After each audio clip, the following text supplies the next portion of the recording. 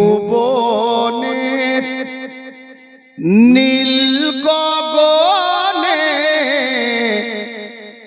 ত্রিভুবনে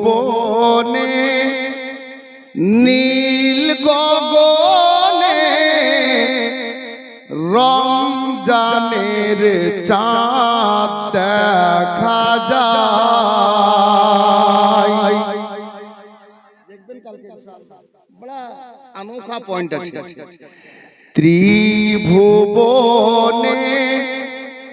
নীল গগনে ত্রিভুবনে নীল গগনে রমজানের চাঁদ দেখা যায়। চাঁদের বুকে লিখা আছে, চাঁদের বুকে লিখা আছে, রোজা এলো দুনিয়ায়। চাঁদের বুকে লিখা আছে, রোজা এলো দুনিয়ায়।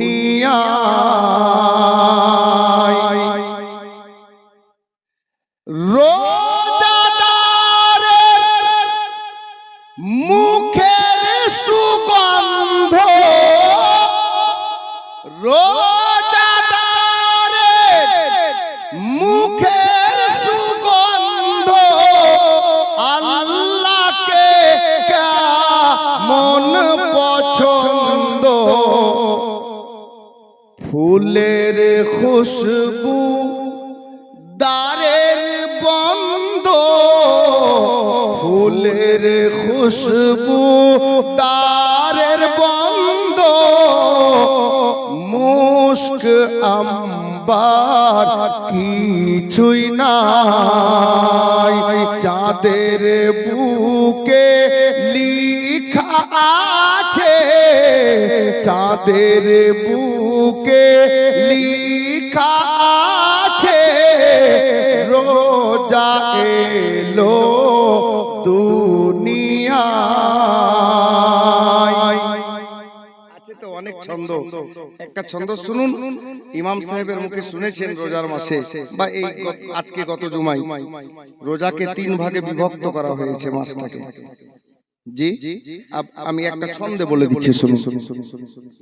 চাঁদের বুকে লিখা আছে, রোজা এলো দুনিয়ায়। এই মাসের 10 রোজা রহমান, এই মাসের 10 রোজা রহমান, 20 রোজাতে মাগফিরাত, 30 রোজাতে দোজখ হইতে, 30 রোজাতে দোজখ হইতে গুনহাগার না জাত পায়। 30 রোজাতে দোজখ হইতে গুনহাগার না জাত পায়। চাঁদের বুকে লিখা আছে, রোজা এলো দুনিয়ায়। ওই 20 থেকে নিয়ে 30 পর্যন্ত বেশিরভাগ রাবির মত হচ্ছে 27 রমজান, সবে কদর 26 দিবাগত 27 রাত। अब शायद শেষ ছন্দ পড়ছি আমি, শুনুন, তারপর নাতে পাক হবে, মাঝখানে 2-4টা কথা বলবো। ত্রিভুবনের নীল গগনে রমজানের চাঁদ দেখা যায়, চাঁদের বুকে লিখা আছে রোজা এলো দুনিয়ায়। 27 রোজায় সাবে কাদার, 27 রোজায় সাবে কাদার, কি বলিব আল্লাহু আকবার। কেন? এক রাত্রি জেগে ব্রাদার, এক রাত্রি জেগে ব্রাদার, হাজার মাসের নেকি পায়। এক রাত্রি জেগে ব্রাদার, হাজার মাসের নেকি পায়।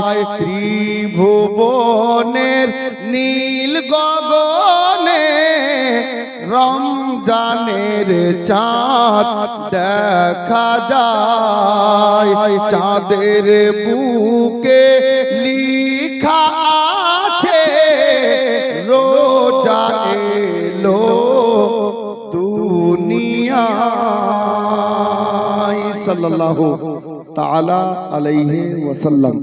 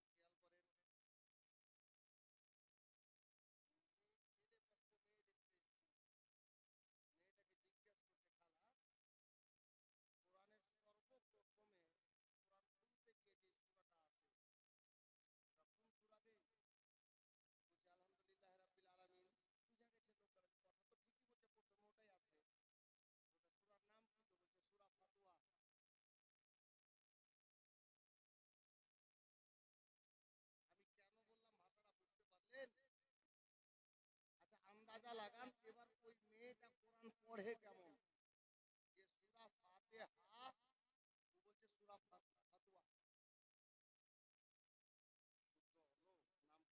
হলো? জি না। খেয়াল করবেন মাঝে মধ্যে আপনি কোরআন পড়বেন, হচ্ছে কিনা যেই মেয়েটা আপনার পাড়ার সব থেকে ভালো পড়ে ওই মেয়েটাকে হয়তো ডেকে পাঠান, নাহলে আপনি নিজের কাজ নষ্ট করে ওনার বাড়িতে যান। খালা বা মাসি বা দিদি বা পিসি, আমি কোরআনটা পড়ছি, দুটো আয়াত একটু শুনেন তো ঠিক হচ্ছে কিনা, ওর কাছে গিয়ে বসে শোনান। আর যদি না পারেন, ওরকম মেয়ে না পাওয়া যায় গ্রামে, ইমাম সাহেবকে চায়ের দাওয়াত দেন, পর্দার সহিত বসে আপনার পাশে আপনার স্বামী থাকবে, আপনি অবিবাহিতা, আপনার মাকে পাশে বসান, আপনার দাদাকে পাশে বসান, আর বলবেন হুজুর আমি দুটো লাইন পড়ছি, দুটো আয়াতে কারিমা পড়ছি,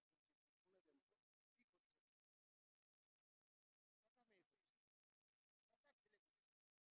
কথা মেয়ে করছে, কথা ছেলে করছে, হাজরাতে গ্রামে সূরা মারিয়াম এর ঘটনা বলুন।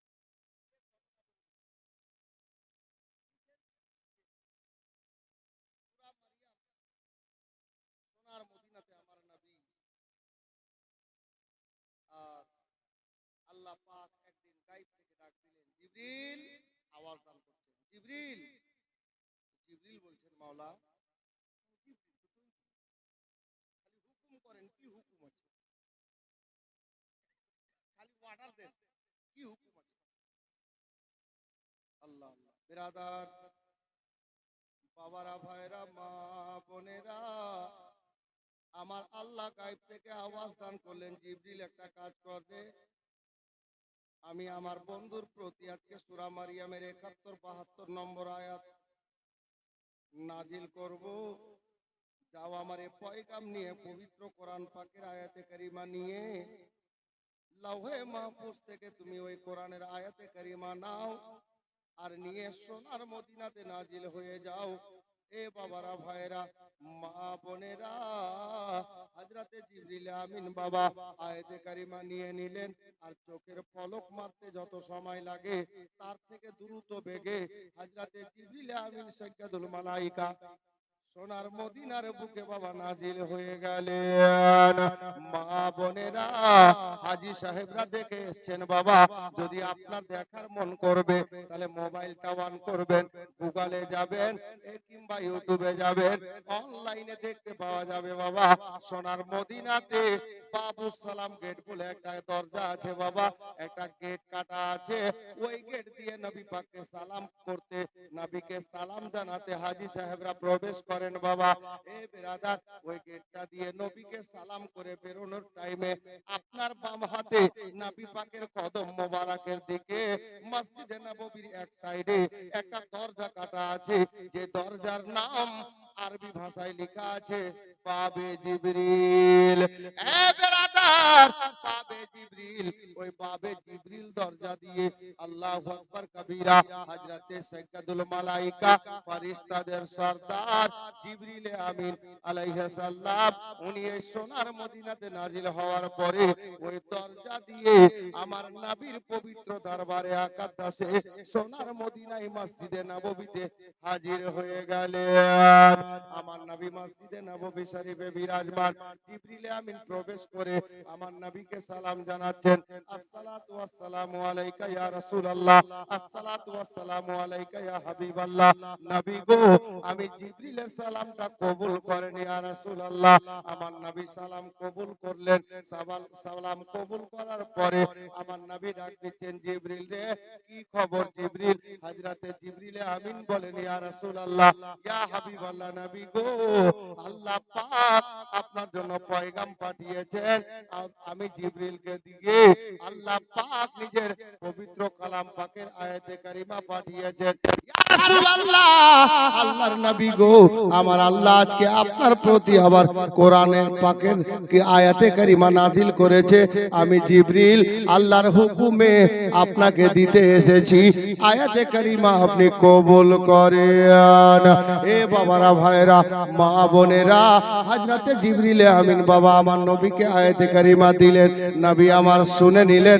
হযরতে জিবরিল বললেন, ইয়া রাসূলুল্লাহ, আমি চলি। নবীকে সালাম দিয়ে জিবরিল বাবা যেদিক থেকে এসেছিলেন ওই দিকে চলে গেলেন। কিন্তু বাবারা, ভাইরা, মা বোনেরা, কিতাব লেখক লিখছেন বাবা, হযরতে জিবরিল আমিন চলে যাওয়ার পরে মসজিদে নববী শরীফের মধ্যে হযরতে নবী পাক আমার জানি না কি হয়ে গেল, আমার মায়ার নবী, দয়ার নবী গো, ওয়াজর নয়নে কাঁদতে আরম্ভ করেছেন। এ বিরাদার, আবু বকর হাজির হয়ে গেলেন। ইয়া রাসূলুল্লাহ, ইয়া হাবিবাল্লাহ, নবী গো, কার দেওয়া ব্যথাতে আমার নবীর চোখে পানি এসেছে? নবী গো, মাফ করবেন, এখন আবু বকর বেঁচে আছে, নবীর চোখের পানি মোছার কারণে আমি আবু বকরকে যদি গলা দিতে হয়, জান কুরবান দিতে হয়, আমি আবু বকর জীবন দিয়ে নবীর চোখের পানি মোছাবো। আমার নবী কোনো কথা বললেন না। কিছুক্ষণের মধ্যে হযরতে আবু বকরের পরে হযরতে ওমর ইবনে খাত্তাব রাদিয়াল্লাহু তাআলা আনহু উনি এসে হাজির হয়ে গেলেন। আমার মায়ার নবীকে ডাক দিয়ে বলেন, ইয়া রাসূলুল্লাহ, ইয়া হাবিবাল্লাহ, নবী গো, কার দেওয়া ব্যথাতে আমার নবীর চোখে পানি এসেছে? ইয়া রাসূলুল্লাহ, একটাবার বলেন, আমি উমর তাকে দুনিয়াতে রাখবো না, নিস্তনাবুদ করে দেব, দেহ থেকে গলাটা আলাদা করে দেব। আর উমর এখন বেঁচে আছে। আরবের মাটিতে এমন কোন মা নিজের বেটার জন্ম দেয়নি গো যে উমরের সামনে দাঁড়িয়ে কথা বলবে। হযরতে উমর রাদিয়াল্লাহু তাআলা আনহু আমার নবীকে বললেন, নবী আমার কোনো উত্তর দিলেন না, কোনো কথাই বললেন না। সাহাবীরা একের পর এক কয়েকজন সাহাবী আমার নবীকে জিজ্ঞেস করলেন, বাবা আমার মায়ার নবী কোনো কথা বললেন না। বেরাদার, একই মতো নবী আমার কাঁদেন। হঠাৎ করে দেখতে পাওয়া গেল কিতাব লেখক লিখেছেন কিতাবের পাতাতে, আমার মায়ার নবী, দয়ার নবী সোনার মদিনায় মসজিদে নববী শরীফে কাঁদতে কাঁদতে হঠাৎ করে মসজিদ থেকে বেরিয়ে গেলেন। বাবা বাড়িতে গেলেন না, কোথায় গেলেন কাউকে বলে বেরোলেন না। নবী আমার কাঁদতে কাঁদতে কোন একটা রাস্তা দিয়ে কোথাও চলে গেলেন।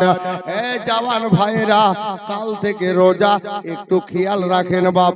এই কারণে ঘটনাটা আমি তুললাম, এটাই হবে শেষ ঘটনা, তারপর কিয়াম হবে, আপনার দোয়া হবে। হাজরাতে গেরামি, বাবারা, ভাইরা, মা বোনেরা, আমার নবী কোথায় গেলেন কাউকে বলে গেলেন না। বেরাদার, এখন আপনারা জানতে চাইবেন মাওলানা আমার নবী কাঁদছিলেন কেন?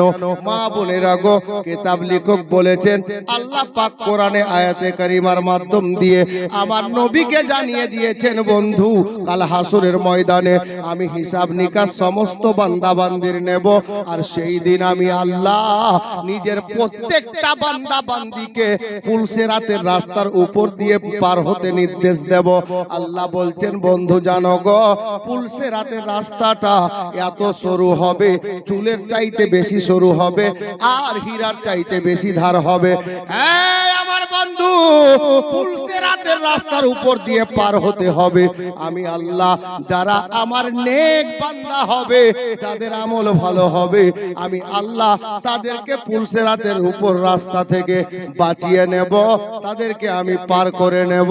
আর আমার যারা গুনাহগার বান্দা হবে, পুলসিরাতের রাস্তার উপর থেকে তাদেরকে কেটে আমি জাহান্নামে ফেলে দেব। এ বাবারা, ভাইরা, মা বোনেরা, আমার নবী কেন কাঁদছেন জানেন রে বাবা? আমার নবীর কান্নার কারণ হলো, ইয়া আল্লাহ, কাল হাসরের ময়দানে আমার গুনাহগার উম্মতির মধ্যে যাদের নেকি বেশি হবে, যাদের আমল ভালো হবে, আপনি নেককার বান্দা বান্দিকে বাঁচিয়ে নেবেন আল্লাহ, কিন্তু আমার গুনাহগার উম্মতির মধ্যে যদি কোনো উম্মতি আমি নবীর সামনে জাহান্নামে পড়ে যায়, আমি মায়ার নবী সইতে পারবো না। এ বেরাদার, বাবারা, ভাইরা, মা বোনেরা গো, যার কারণে আমার মায়ার নবী, দয়ার নবীর আল্লাহু আকবার এই ধরনের ওয়াকিয়াগুলো পড়ে আমার বাংলা কোন কবি লিখেছিলেন বাপ, কি জানেন? ও গো মদিনাতে কান্দেন নবী, মোদের পাপের লাগি, মোদের ব্যথায় কাতর হয়ে আছেন তিনি জাগি, আছেন তিনি জাগি। ওরে মদিনারই ভিজা মাটি, আমার নবীর চোখের জল, তোরা কেন্দে কেন্দে বল সকলে রে সাল্লে আলা, বল সাল্লে আলা, বল। দুটা লাইন। ও গো দয়ার সাগর নবী আমার, ধুলার উপর শুয়ে ওই মদিনা ধন্য হলো, আমার নবীর কদম ছুঁয়ে, নবীর কদম ছুঁয়ে। আরে মনের কালি মুছবি যদি একবার মদিনাতে চল, তোরা কেন্দে কেন্দে বল সকলে রে সাল্লে আলা, আলা বল সাল্লে আলা বল ওগো মদিনারই ভিজা মাটি আমার নবীর চোখের জল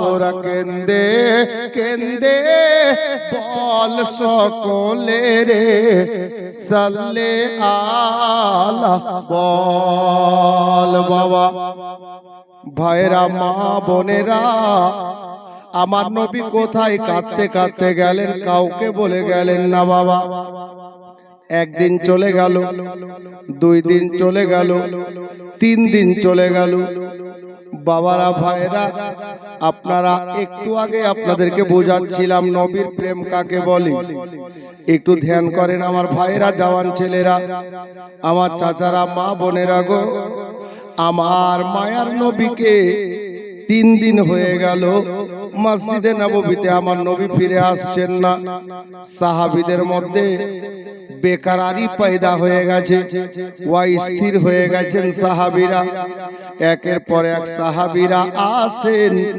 আর মসজিদে নববী শরীফে এসে আমার মায়ার নবীকে খোঁজ করছেন বাবা সব দেখতে পাওয়া যাচ্ছে মদিনাতে আমার মায়ার নবীকে দেখতে পাওয়া যাচ্ছে না মা বোনেরা আমার নবীর সাহাবীরা নবী নবী বলে মদিনার গলি গলিতে ঘুরে বেড়াচ্ছেন বাবা আপনাদেরকে বলবো ভাইরা আমার দাদারা চাচারা একটু খেয়াল করেন একটা মিনিট আজকের জালসার কারণে এই শব্দটাই যথেষ্ট হবে সোনার মদিনাতে 3 দিন থেকে নবীকে পাওয়া যাচ্ছে না নবীর সাহাবীরা 3 দিন থেকে খাবার পর্যন্ত ছেড়ে দিয়েছেন একটা দানা তুলে মুখে নিতে পারেন না একটাই কথা আমার মায়ার নবীকে কোথায় পাবো গো দয়ার নবীকে কোথায় পাওয়া যাবে একজন সাহাবী বলতে লাগলেন এই আমার নবীর দিওয়ানারা রে একটা কাজ করো রে আমার নবী একটা জায়গাতে হতে পারেন রে ভাই কোন জায়গাতে রে ভাই বলে যাও যাও আমার মায়ার নবীকে ফাতেমার বাড়িতে খবর লাগিয়ে দেখো কারণ আমার নবী বেটি ফাতেমাকে না দেখলে থাকতে পারেন না এ বেরাদার ফাতেমার বাড়ির খবর নেওয়া হলো ফাতেমার বাড়িতে ভিড় জমে আছে কেমন ভিড় জানেন মা বোনেরা গো আমার মায়ার নবীকে পাওয়া যায় না বলে 3 দিন থেকে ফাতেমা নবী নবী বলে এত কান্না করেছেন রে বোনেরা মা বোনেরা গো আমার মা ফাতেমার চেহারা রং খানা পরিবর্তন হয়ে গেছে নবী নবী বলে ফাতেমা কাঁদে এই জওয়ান ছেলেরা একটা বাক্য আর মনে রাখো মা ফাতেমার দুটা বেটা বাবা হযরতে ইমাম হাসান কারিমাইন রাদিয়াল্লাহু তাআলা আনহুমা 5 বছর 6 বছরের বাচ্চা গো 3 দিন থেকে নবীকে পাওয়া যায় না বলে বাচ্চা দুটো নানা নানা বলে নবী নবী বলে এত কান্না করছেন রে বাবা আমার মা ফাতেমার 5-6 বছরের বাচ্চা দুটি আমার নবীর মোহাব্বতে নবীকে পাওয়া যায় না বলে নানা নানা বলে কাঁদতে কাঁদতে এই 3 দিনের মধ্যে কয়েকবার জ্ঞান হারা হয়ে বেহুশ হয়ে জমিনে পড়ে গেছে 3 দিন গত হয়ে গেল নবীর খবর পাওয়া যাচ্ছে না মদিনাতে সাহাবীরা বেকরার হয়ে গেছেন অস্থির হয়ে গেছেন নবীকে কিভাবে পাবো আমরা 3 দিন হয়ে গেল অবশেষে মসজিদে নববীর সামনে হাজার হাজার সাহাবীর ভিড় জমে গেছে মা বোনেরা গো হাজার হাজার সাহাবীর ভিড় আমার নবী পাকের সব থেকে কাছের বন্ধু হলেন হযরতে ইয়ারে গার আবু বকর রাদিয়াল্লাহু তাআলা আনহু সিদ্দিকে আকবরকে সমস্ত সাহাবীরা ডাক দিয়ে বলেন সিদ্দিকে আকবর গো ওগো নবীর বন্ধু ওগো নবীর দোস্ত গো আমরা কি মায়ার নবীকে পাবো না কোথায় গেছেন কেন বলছেন না আমার আবু বকর চোখের পানি ছেড়ে দিয়ে বলছেন এই আমার নবীর প্রেমিকেরা এই আমার নবীর দিওয়ানারা গো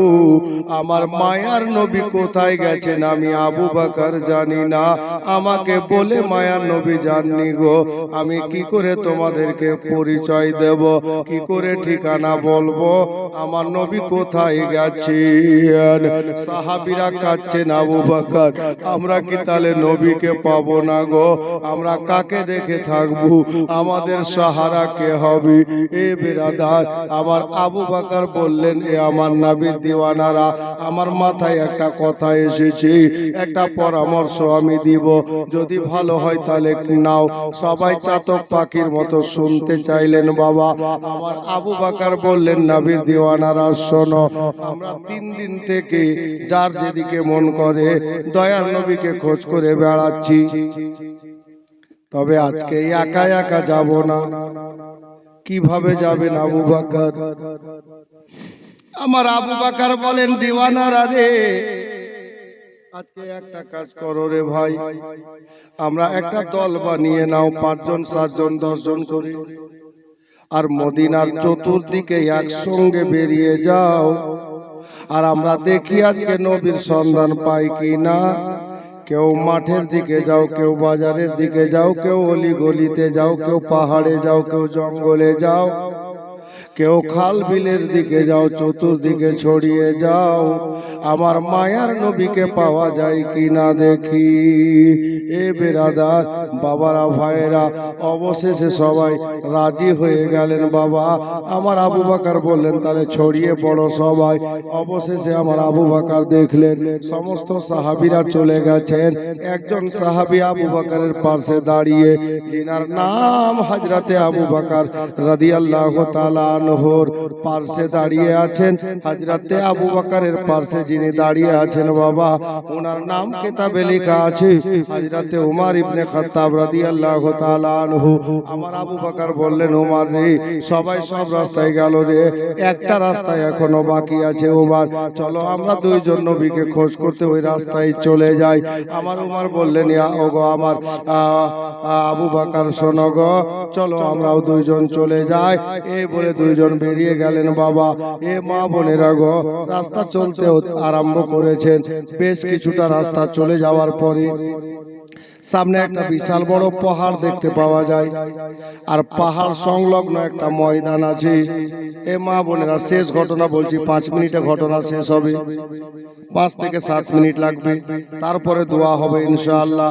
আমি বলতেছিলাম মা বোনেরা, হযরতে আবু বকর সিদ্দিক রাদিয়াল্লাহু তাআলা আনহু ওই রাস্তা দিয়ে চলে যাচ্ছেন, সামনে বিশাল বড় পাহাড়, আর রাস্তার পাশে পাহাড়ের নিকটে একটা ফাঁকা ময়দান পড়ে আছে। দেখতে পাওয়া যাচ্ছে ওই ময়দানে কিছু ছাগল আছে। আর যে রাস্তা দিয়ে আবু বকর যাচ্ছেন উমরকে সাথে নিয়ে, ওই রাস্তার উপরে ওই আপনার কি বলে ময়দান সংলগ্ন একটা ছেলে দাঁড়িয়ে আছে, যাকে আমরা রাখাল ছেলে বলে থাকি বাবা। হযরতে আবু বকর বললেন, এই উমর, চল ভাই চল, ওই যে একটা রাখাল ছেলে দাঁড়িয়ে আছে রে, রাখালটাকে গিয়ে জিজ্ঞেস করব, যদি নবীর সন্ধান পাওয়া যায়। এক পা দুপা করতে করতে আবু বকর উমরকে সাথে নিয়ে রাখালের নিকটে গিয়ে বাবা হাজির হয়ে গেলেন। ডাক দিয়ে বললেন, রাখাল রে, আমার নাম হলো আবু বকর, তোকে একটা কথা জিজ্ঞেস করব। রাখাল বলল, আবু বকর কি কথা? বলে, রাখাল রে, আজকে 3 দিন গত হয়ে গেল রে, আমরা আমাদের দয়ার নবী মায়ার নবীকে খোঁজ করে পাচ্ছি না। রাখাল বলল, আবু বকর, তোমরা দয়ার নবী কাকে বলছো আমি বুঝি না, মায়ার নবী কাকে বলছো আমি বুঝি না। হযরতে আবু বকর সিদ্দিক চট করে 2 সেকেন্ডে কথাটাকে ফিরিয়ে নিয়ে বলছেন, এ রাখাল বলতো ভাই, তুমি কি মুহাম্মদে আরবিকে দেখেছো? রাখাল কি জবাব দিল জানেন বাবা? রাখাল বলছে, ওগো আবু বকর, তোমরা দয়ার নবী কারে বলো বুঝি না, মায়ার নবী কারে বলো বুঝি না, আর মুহাম্মদে আরবি কাকে বলো আমি চিনি না। এ বিরাদার, আবু বকর যেমনই না শব্দ শুনলেন বাবা, আবু বকরের ভিতরটা ফেটে গেল গো, আর থামতে পারলেন না নিজেকে। আমার আবু বকর থরথর করে কাঁপতে লাগলেন বাবা, নবীকে পাওয়া যায় না বলে অন্তরটা ফেটে গেছে। আবু বকরের চোখ দিয়ে ঝরঝর করে অশ্রু বেরোতে লাগলো। নবী নবী নবী বলে কাঁদে। আমার আবু বকর কান্নায় ভেঙে পড়ছেন রে বাবা। আবু বকরের চোখের জলে দাড়ি মোবারক ভিজে যাচ্ছে, সিনার কাপড় ভিজে যাচ্ছে। আবু বকর কাঁদছে, আল্লাহ আর হয়তো নবীকে আমরা পেলাম না। কাঁদতে আছেন আবু বকর। একটু সময় অতিবাহিত হতে না হতেই ওই রাখাল ছেলেটা ডাক দিল, এই আবু বকর, একটা কথা মনে পড়েছে, একটু দাঁড়াও। আমার আবু বকর চট করে চোখের পানি মুছে নিয়ে বলছেন, ভাই রাখাল, কি মনে পড়লো রে? রাখাল বলছে, আবু বকর, ওই যে সামনে পাহাড় দেখতে পাওয়া যাচ্ছে, ওই পাহাড়ে একটা বিশাল বড় সুড়ঙ্গ আছে, যাকে গর্ত বলে। বিশাল বড় একটা সুড়ঙ্গ আছে। ওই সুড়ঙ্গের মধ্যে দুপুর বেলা লোক ঢুকতে ভয় করে। কিন্তু আবু বকর জানো, আজকে 3 দিন হলো এই রাস্তা দিয়ে একটা লোক হেঁটে গেছে। লোকটাকে চিনি না, লোকটাকে জানি না, তবে আবু বকর জানো গো, গর্তের মধ্যে ঢুকে লোকটা নিজের মাথাটা মাটিতে রেখে দিয়ে একই মতো 3 দিন থেকে কান্না করছেন, এখন পর্যন্ত কান্না বন্ধ করে না। মহাব্বতে বলেন না সুবহানাল্লাহ। আবু বকর সিদ্দিক বললেন, রাখাল, ওই লোকটাকে তুমি দেখেছো? বলে, হ্যাঁ দেখেছি। তাহলে দুটা কথা বলতো রে রাখাল, লোকটা দেখতে কেমন ছিল, লোকটা কি বলে কাঁদছিল? হযরতে আবু বকর সিদ্দিককে রাখালটা বলতে লাগলো, এ আবু বকর শোনো, লোকটা কে আছে জানি না, লোকটা কে আছে চিনি না, লোকটার নাম জানি না, তবে লোকটার চেহারা দেখেছি। আমি রাখাল ছেলে হতে পারি, আল্লাহর পবিত্র আসমানে 14 তারিখের যে পূর্ণিমার চাঁদ ওঠে, ওই পূর্ণিমার চাঁদের চাইতে বেশি সুন্দর চেহারা ওই লোকটার আছে। এ বাবারা, ভাইরা, রাখাল বলতো, রে ভাই, লোকটা কি বলে কাঁদছিল? বাবা বলে কাঁদছিল, না মা বলে কাঁদছিল, না দাদা বলে কাঁদছিল, না নানা বলে কাঁদছিল? এ বেরাদার, রাখাল ছেলেটা বলল, আবু বকর, মা বলে কাঁদে না, আব্বা বলে কাঁদে না, দাদা দাদি বলে কাঁদে না, আত্মীয় স্বজনের জন্য কান্না করেন না, পাড়া প্রতিবেশীর জন্য কাঁদেন না, তবে কি বলে কাঁদছিলেন রে? ওই লোকটার মুখে কি শব্দ বেরোচ্ছিল?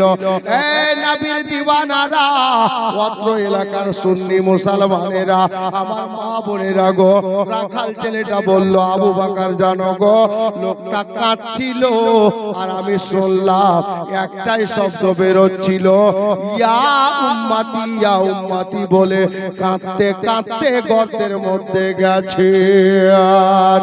এ মা বোনেরা গো, আমার জওয়ান ভাইরা খেয়াল করেন, আমাদের মতো গুনাহগারদের জন্য আমার নবী 3 দিন হয়ে গেল সাজদায় মাথা রেখে একই মতো কান্না করেন, এখনো সাজদা থেকে মাথা তুলেন নাই বাপ। আমার আবু বকর বলছেন, রাখাল রে, আল্লাহ তোর ভালো করুক। এ বেরাদার, আবু বকর চলে যাচ্ছেন। রাখাল ছেলে বলল, আবু বকর দাঁড়াও। এটা কথা মাথায় নেন, সিনাতে ভরেন। কি যারা রোজা রাখো না তাদেরকে বলছি, শোনো, কাল থেকে রোজা শুরু হবে, কমপক্ষে মৌলবীদের কাছে না শিখো, জানোয়ারের কাছ থেকে তো শিক্ষা নাও। মৌলবীরা বলতে বলতে থকে গেছে। ইমাম সাহেব প্রতি জুমাতে ওয়াজ করে, আমরা শুনি বটে, ডান কানে শুনি, বাম কান দিয়ে বের করে দিই। আমি বলবো, আমার কথা শুনিও না ভাই, একটা জানোয়ার যাকে ছাগল বলা হয়, ওর কাছ থেকে শিক্ষাটা নাও। কি জানেন? আল্লাহু আকবার কবীরা। রাখাল ছেলেটা বলল, আবু বকর দাঁড়াও। আবু বকর বলছে, রাখাল রে, এ রাখাল শোন রে, আর দেরি করাস না রে ভাই। কেন আবু বকর? বলে, আমাদের মায়ার নবীকে 3 দিন থেকে দেখিনি রে, 3 দিন গত হয়ে গেছে, নবীর চেহারা দেখিনি রে, ভিতরটা বড় ছটফট করছে রে, কখন নবীর চেহারা দেখবো, আমার মনটা শান্তি পাবে। রাখাল জানিস রে, আমার নবীর সাহাবীরা 3 দিন থেকে নবীকে দেখেনি, 3 দিন থেকে দেখেনি। সাহাবীদের বাড়ির চুলাতে 3 দিন থেকে আগুন জ্বলেনি, রান্না বন্ধ করে দিয়েছে, খাবার ছেড়ে দিয়েছে। দেরি করাস না রাখাল, দেরি করাস না রে, একটু যেতে দে তাড়াতাড়ি। আবু বকরকে রাখাল বলল, বলে আবু বকর চলে তো যাবেন, যাওয়ার আগে দুটা কথা শুনে যান। কি কথা রে রাখাল, তাড়াতাড়ি বল। মা বোনেরা কান লাগান গো। ওই রাখাল ছেলেটা বলছে, আবু বকর এই লোকটা কে আছে জানি না, চিনি না, নামটা জানা না, তবে আবু বকর জানো গো, লোকটা যে 3 দিন থেকে গর্তের মধ্যে একই মতো ইয়া উম্মতি বলে কান্না করছেন।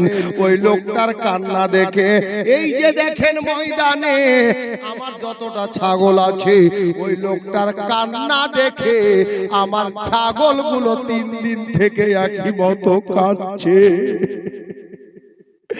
আবু বকর ওই লোকটার কান্না দেখে ছাগলগুলো কাঁদে। আল্লাহর নবীর সাহাবী আবু বকর বললেন, রাখাল রে, এ রাখাল বলতো রে, আর দ্বিতীয় কথাটা কি? বলে, ভাই আবু বকর ওই লোকটা কে আছে জানি না, লোকটা কে আছে চিনি না গো, তবে ওই লোকটার কান্না দেখে ছাগলগুলো শুধু কাঁদে না, 3 দিন থেকে ছাগলগুলো একই মতো কান্না করছে। আর আমি নিজের চোখে দেখছি আমার এই ছাগলগুলো লোকটার কান্না দেখে 3 দিন থেকে একটা ঘাস পর্যন্ত মুখে তুলে না। নবীর কান্না দেখে ছাগল খাওয়া ছেড়ে দিয়েছে, নবীর কান্না দেখে ছাগলরা কাঁদে। কিন্তু আপনি মানব জাতি হয়ে, নবীর উম্মত হয়ে অন্তর কাঁদে না। এ মা বোনেরা, আমার বাবারা, ভাইরা গো, রাখাল বলল, রাখালকে আমার আবু বকর বললেন, এ রাখাল আল্লাহ তোর ভালো করুক। হযরতে আবু বকর এবার দোয়া দিয়ে বাবা চলে গেলেন কোথায়? গর্তের মধ্যে গেলেন। দেখতে পাওয়া গেল আমার মায়ার নবী, দয়ার নবী গো, একই মতো 3 দিন থেকে সাজদায় পড়ে ইয়া উম্মতি বলে কান্না করছে। মা বোনেরা গো, আমার আবু বকর ডাক দিচ্ছেন, ইয়া রাসূলুল্লাহ আপনি তাড়াতাড়ি সাজদা থেকে মাথাটা তুলেন গো, আপনার চেহারাটা দেখান, মনটা তৃপ্তি পাবে, শান্তি পাবে। আমার নবী কোনো সাড়া দিচ্ছেন না। হযরতে উমর ডাক দিচ্ছেন, কোনো সাড়া দিচ্ছেন না।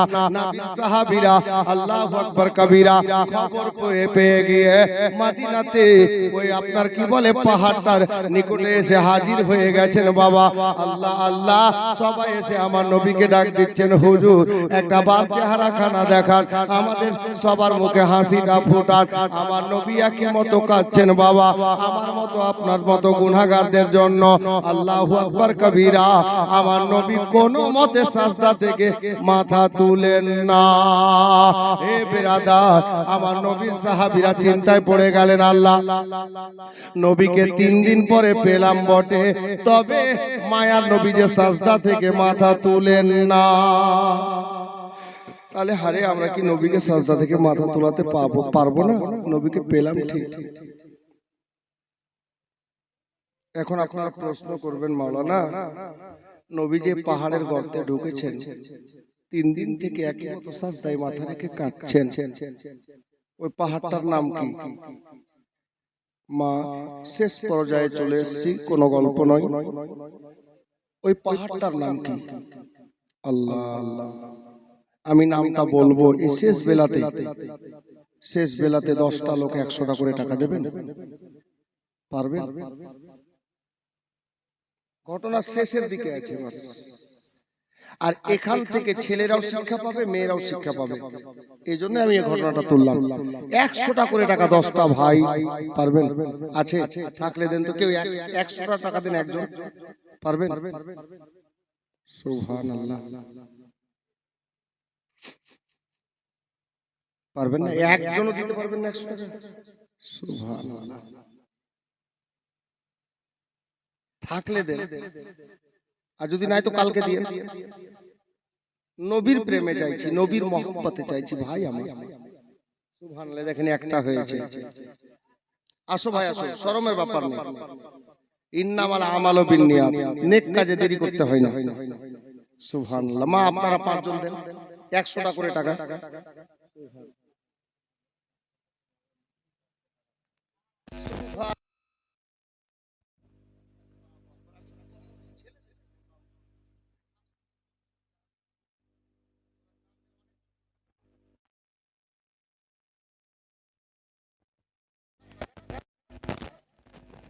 আর 400 টাকা বাকি। দেখছেন খাস কোলের আমার চাচা, বাপ রে বাপ, আজ 8-9 বছর থেকে খাস ছাড়ে না। হ্যাঁ দেখেন মাশাআল্লাহ, ওটা বাদ। তাহলে দেখেন 3টা হলো আর একটা ভাই ওখানে রেখেছে। আমি গুনতি ভুল করব না। 100 টাকা করে টাকা আমি খাস কোলের সাহাবাজের সানবাব। কোন দিকে মাথা থাকছে তোমাদের? 400 টাকা লিখো।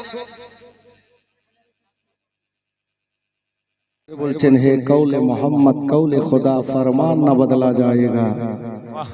हे कौले मोहम्मद कौले खुदा फरमान न बदला जाएगा। बदलेगा जमाना लाख मगर कुरान न बदला जाएगा। सुभान अल्लाह सुभान अल्लाह। গোলামে গৌস খাজা, আমি শিরো শায়রের দিকে যাব। তবে অসংখ্য ধন্যবাদ আপনাদেরকেও যে আপনারা এতটা লোক এসে বসেছেন। আমি ঘরে বসে বসে ভাবছিলাম, কমিটির বাচ্চাদেরকে জিজ্ঞাসা করলাম যে বাবু মাহফিলের লোক আছে? বলে না হুজুর এসেছেন। আলহামদুলিল্লাহ। আর বাচ্চা তো আপনাদেরই, ছেলে আপনাদের গ্রামেরই, আপনাদেরই কারো ছেলে আছে, কারো ভাতিজা আছে, কারো পোতা আছে। হ্যাঁ, তো ব্রাদার এদেরকে হিম্মত করেছে যখন, হাউসলা আমাদেরকেই দিতে হবে।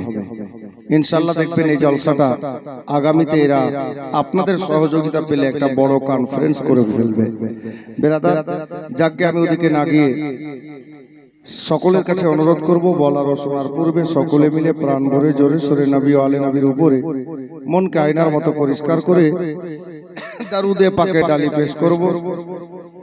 মসজিদের ওই মাইক বন্ধ রাখবে, দ্বিতীয় মাইকটা বন্ধই করে দাও। দেখবো মাহফিল কথা বলে কিনা, কারণ নবীর মহব্বতে এসছে, নবীর মহব্বতে কথা বলছে কিনা। জি, দরুদে পাক পাঠ করবো। খালা আপনাদের জায়গা কি শর্ট? বসে যান না, যেখানে জায়গা পাচ্ছেন বসে যান।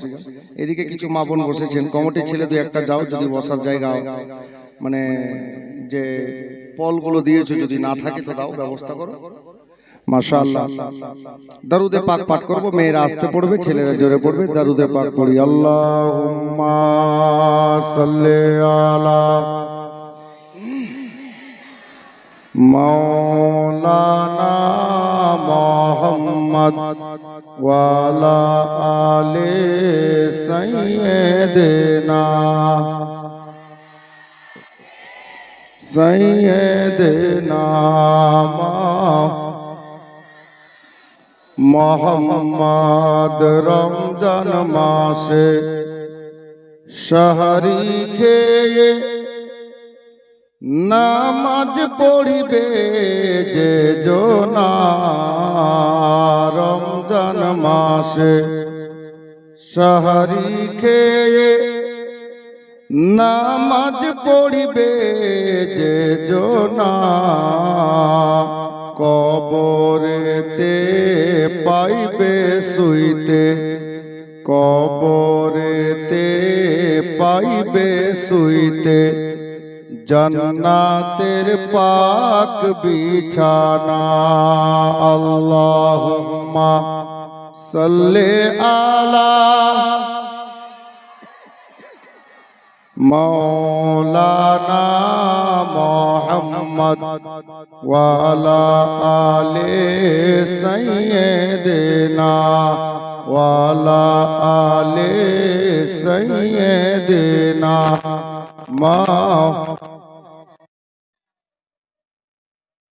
মালের যাকাত, বদনের যাকাত, ফিতরা যারা দেবে না, মালের যাকাত, বদনের যাকাত, ফিতরা যারা দেবে না, কবরেতে সাপের হাতে, কবরেতে সাপের হাতে কোন মতে বাঁচবে না। আল্লাহুম্মা সাল্লি আলা মাওলানা মুহাম্মদ ওয়া আলা আলি সাইয়্যিদিনা মাওলানা মুহাম্মদ ওয়া আলা আলি সাইয়্যিদিনা মাওলানা মুহাম্মদ সাল্লাল্লাহু তাআলা আলাইহি ওয়াসাল্লাম। হযরত গিরামি নাত মানকাবাত তো অনেক আছে, তবে আমাকে একটু ঠান্ডা লেগে আছে, আওয়াজ একটু কম বেশি হচ্ছে আমার জন্য। মাইক ভালো আছে, মাইক ভালো আছে, ধন্যবাদ বাচ্চাদেরকে, মাইক ভালো করেছে। তবে এই কমিটি ছেলে যারা এই জলসা সাজিয়েছে তাদের দিক থেকে একটা ফরমাইশ আছে যে হুজুর অবশ্যই আপনি এই গজলটা বলবেন। এটা গজল না, এটাকে হামদে বাড়ি তালা বলে। আল্লাহর প্রশংসা হয়তো বা শুনেছেন, অনেকে পড়ে, আমিও পড়ি। আল্লাহ কত দয়ালু এটাই বোঝাতে চেয়েছেন শায়ের।